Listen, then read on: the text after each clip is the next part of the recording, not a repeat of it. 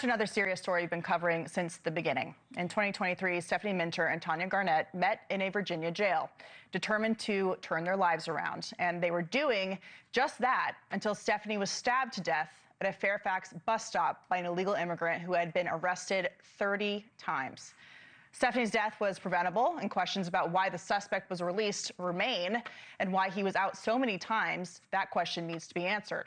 Now, Stephanie's friend wants to make sure that her murder is not ignored and that real change takes place. It's not about politics, it's about saving and protecting lives. Joining me now is Stephanie's friend and author, Tonia Garnett.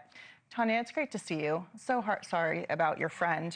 You wrote about her and you said, some news stories pass through our lives quickly, others stop us in our tracks. You've been open and have shared your story of recovery, your transformation of your life since leaving jail.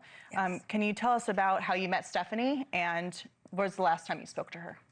I met Stephanie at Rappahannock Regional Jail, and I tell you, she had a light that just shone through her eyes, so bright. She was a faith-filled woman.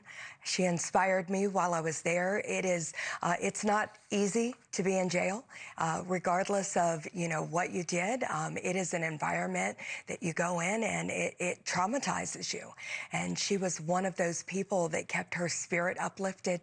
She had joy every time she spoke.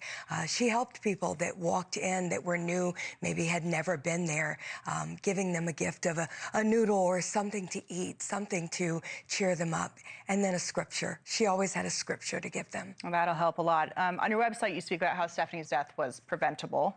If this dangerous individual was kept behind bars, if they had been deported, not allowed to be on the streets after 30 different arrests. What is your message to the Fairfax Commonwealth Attorney, Steve Descano, who has not only let this guy back out on the streets, but other people who have long, violent records as well? Yeah, my message is that when it comes to violent crimes, you need to be hard on crime. And you need to really pay attention to prosecuting these cases. I was completely disturbed when I saw the emails that went from the major in Fairfax County to the prosecuting office about this individual in particular. It stunned me that they said it's not a matter of if they will reoffend in a violent nature, but when. And I think about that, and I think about my friend Stephanie and that her life could be saved. That email went out, I believe, in October of 2025. Fast forward 5 months later, and the loss of Stephanie's life. And there are so many others out there that I think crimes are preventable if we take these offenders that are violent in nature. And trust me, I believe every life is redeemable. But when you are talking about someone that continually commits violent crimes, then it's something you need to assess. Yeah, absolutely. Yeah. Victimizing innocent people should not be allowed, especially if they're getting warning signs, and there's a long record of them doing it to others.